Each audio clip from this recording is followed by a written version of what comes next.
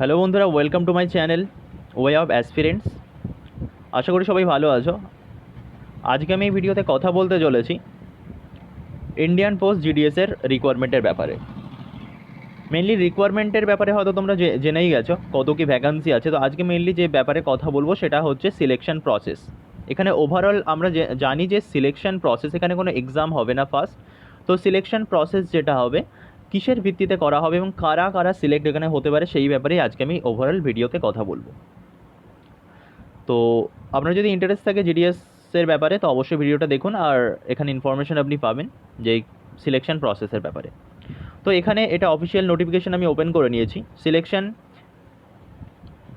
Criteria and the communications of selection.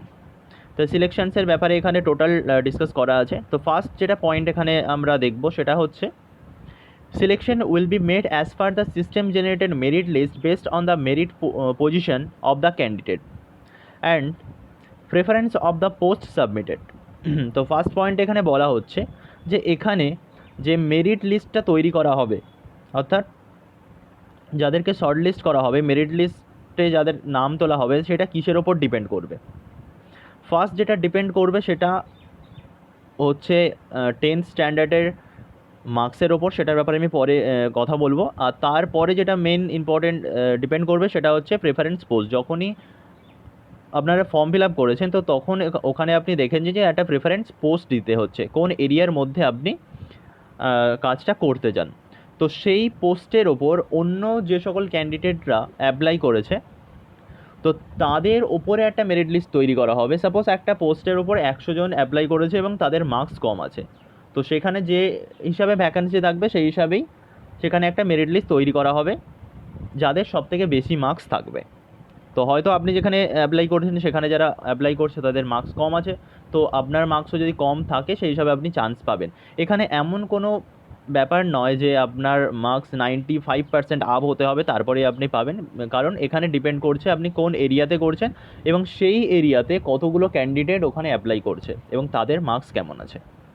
তো আশা করি এটা আপনার ক্লিয়ার হয়েছে। সেকেন্ড যেটা বলা হচ্ছে, notice for documents verification will be sent only the most suitable candidate for the post based on the merit and the preference submitted.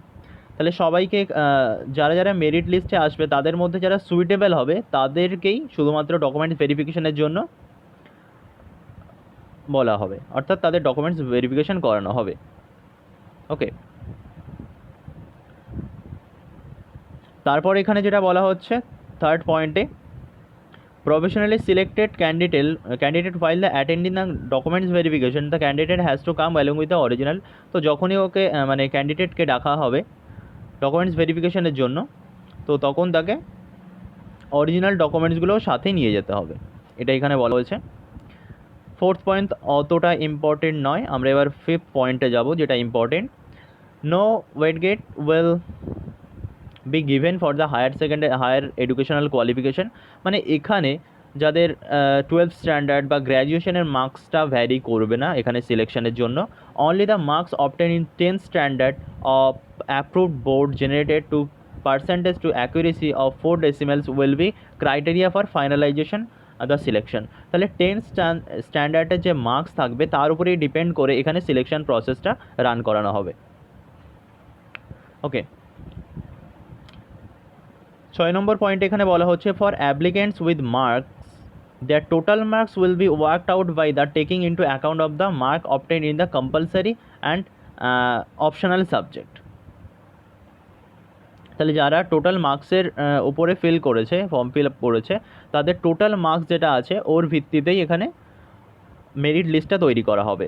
এবং for applicants having both the total marks and the grading point, এবং যাদের হচ্ছে total marks এবং grading point হিসাবে form fill হয়েছে এবং আছে তাদের একটু সিলেকশন প্রসেসটা অন্যভাবে করা হবে। এখানে দেখতে পাচ্ছ grade point and multiplication factor. তো এখানে পার সাবজেক্ট ওয়াইজ সাবজেক্ট ওয়াইজ না, নাম্বার ওয়াইজ এখানে একটা গ্রেড পয়েন্ট দেওয়া হচ্ছে।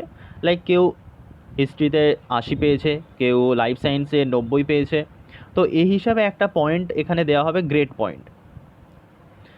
সেটা হচ্ছে A1 A2 B1 B2 C1 C2 and D।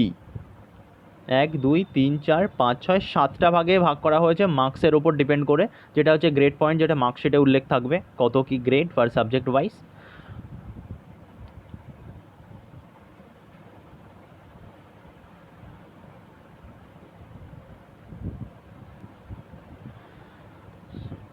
Okay, so grade wise এখানে একটা গ্রেড পয়েন্ট দেওয়া হয়েছে, সেখানে 10 9 8 7 6 5 4 এই হিসাবে একটা গ্রেড পয়েন্ট দেওয়া হবে, এবং সেই গ্রেড পয়েন্টের সাথে 9.5 মাল্টিপ্লাই করা হবে।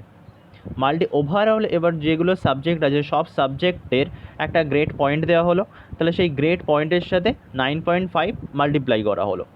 এবার ওভারঅল যে মার্কসটা আসবে সেটার ওপর ডিপেন্ড করেই এখানে মেরিট লিস্টটা তৈরি করা হবে। আশা করি আপনাদের কাছে ব্যাপারটা ক্লিয়ার হয়েছে যে এখানে মেনলি যেটা ডিপেন্ড করছে সেটা হচ্ছে কোন এরিয়াতে আপনি অ্যাপ্লাই করছেন, এবং সেই এরিয়াতে সবথেকে ভালো মার্কসের কোন ক্যান্ডিডেটরা অ্যাপ্লাই করছে, এবং সেই মার্কসটাও ডিপেন্ড করছে এখানে কয়েকটা মাল্টিপ্লাই ফ্যাক্টর দিয়ে এখানে সিস্টেমটাকে তৈরি করা হয়েছে, যার ওপরেই একটা মেরিট লিস্টটা তৈরি করা হবে। সো আজকের ভিডিওতে এতটাই, যেটা আশা করি কিছুটা বুঝতে পেরেছে যে এটা কমপ্লিট সিলেকশন প্রসেসটা।